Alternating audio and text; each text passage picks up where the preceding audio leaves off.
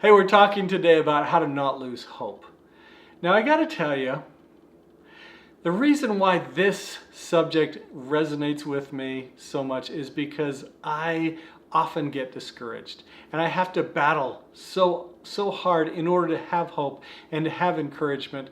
And so anyway, I've created a company called Encouraged.life because I believe that we need encouragement throughout our lives. But I want to share some stories with you that hopefully will help you if you are one of those people that maybe gets discouraged and maybe you feel like, how can I have hope and how can I believe in things working out great if maybe they don't? I don't want to get my hopes up just to have them dashed. Have you ever experienced that? Well, let me share with you some ideas that hopefully, there's that hope word again, hopefully will help you be more resilient so that you have this kind of calm power within, so that you can really have the kind of life, the kind of peace, the kind of joy that you want.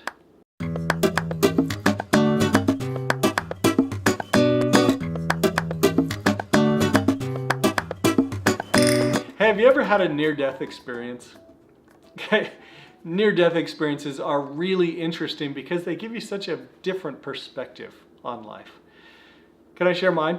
Okay, so it was years ago, my kids were small, and we were up in Oregon with another family, some other relatives. It was my sister's family, and we were up there in Lincoln City, Oregon. This is the 4th of, actually it's the 5th of July, right after the 4th. But the 4th of July weekend, we're up there partying, and we go to the beach, and the kids wanted to play in the water, and it was still cold. It was really cold. I didn't want to get near the water because I still had my coat on. It was a cold July, early July day. And I remember watching the kids, and they would run out into the water, and then they'd run back and try not to have the waves catch you, and the waves always catch you. And I just kind of had this foreboding feeling, so I was cautiously watching them to make sure everything was okay. Well, I remember I stopped paying attention for just a second, and I turned back to see my daughter and her cousin, her oldest cousin, being swept out to sea quickly. And they were flailing their arms and they were needing help immediately. I took off my jacket, I threw my wallet and phone on the ground and tore off running to get to them. And as I jumped in the water, the waves were just crashing. They were huge waves actually, and it was this torrent. And I remember getting to my niece first. And my daughter's still out there, and it was all I could do to get to her. And as I got to her, I start swimming back with her, and we are fighting this enormous current. And it is just twirling us around, and it is just taking all of our energy out.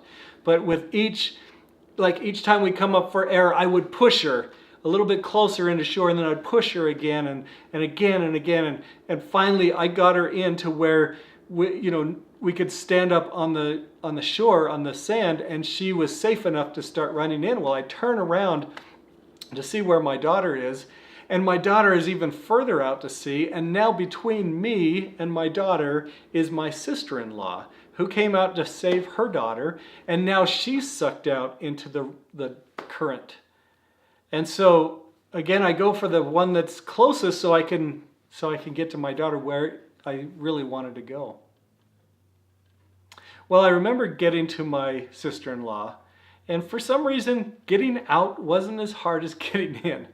But I remember getting to her and trying the same thing to try and push her in with each time we'd come up for air. And what would happen is we got stuck in the churn. Like the waves were crashing over us, and they would hit us and they'd spin us around. And I remember hitting, sometimes the sand way underneath, and then we'd come up and I couldn't even tell which wave was up, and I was drinking so much water, and we were trying to get in, and we were stuck together in this churn.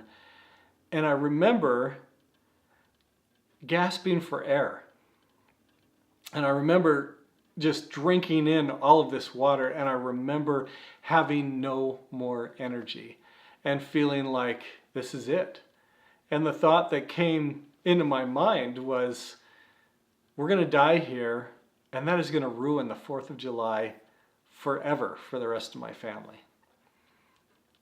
But I remember how easy it was to give up hope. How sudden it was. That just being caught in this churn, I didn't see any way out. I didn't see any possible way to get my sister-in-law in, let alone to get to my daughter, and I felt like we were goners. Hope is such an interesting thing. When you don't have hope, life feels so hard. It feels like you can't go on. You're stuck in this churn. You don't know which way's up. Light, where is light? It all just feels like darkness. I just want you to know I've experienced that. I have felt that in my life, not just then, but in other times. But I want to share with you that there is hope. And sometimes hope comes in the least expected way. So there I am, ready, giving up hope with my sister-in-law. I'm sure we're going to drown any second.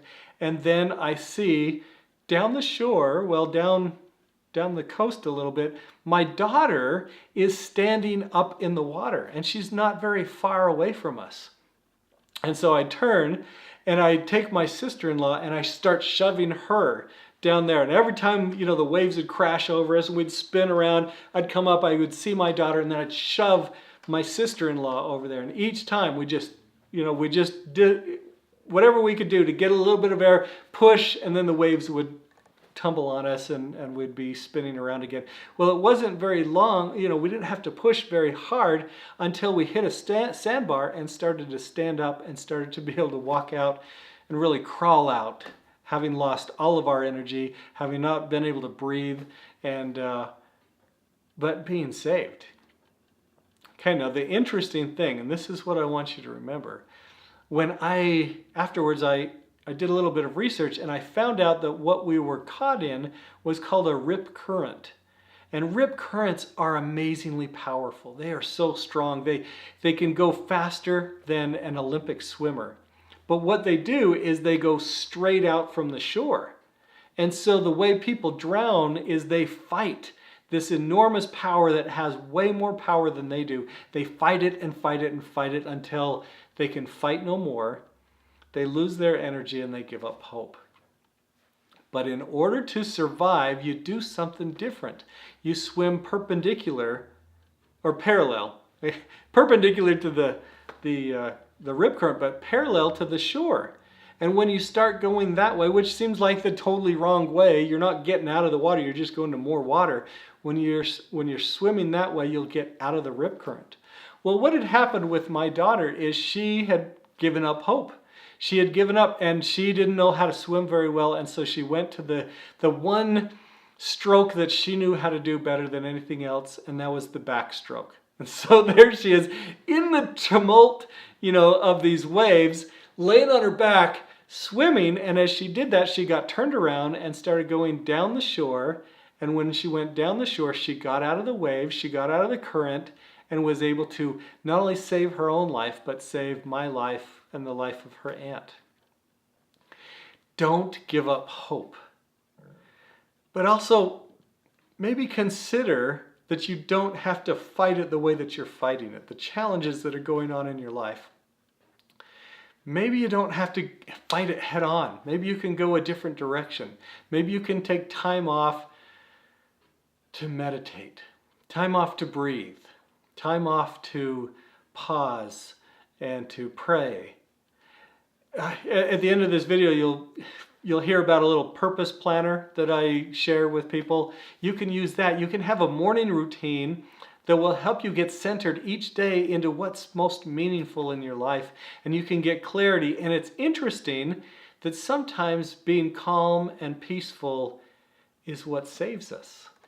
It's not putting more energy into the struggle.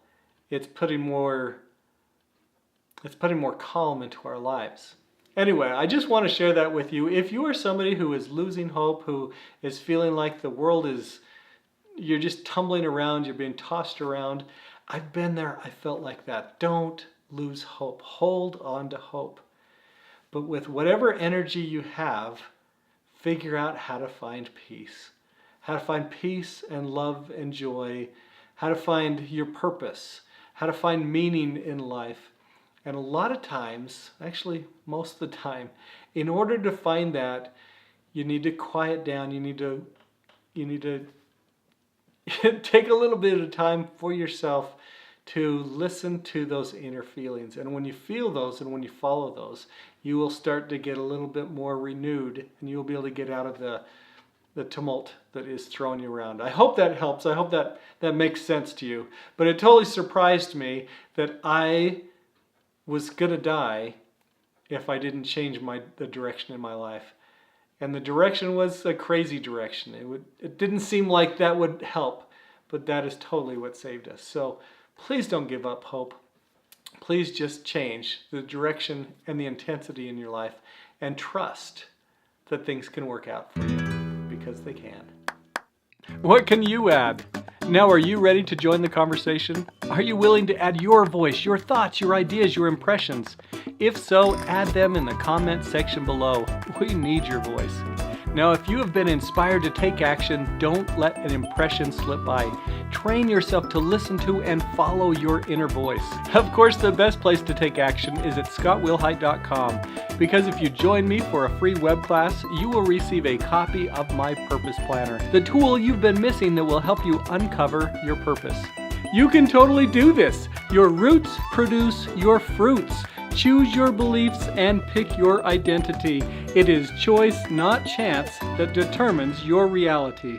See you next time.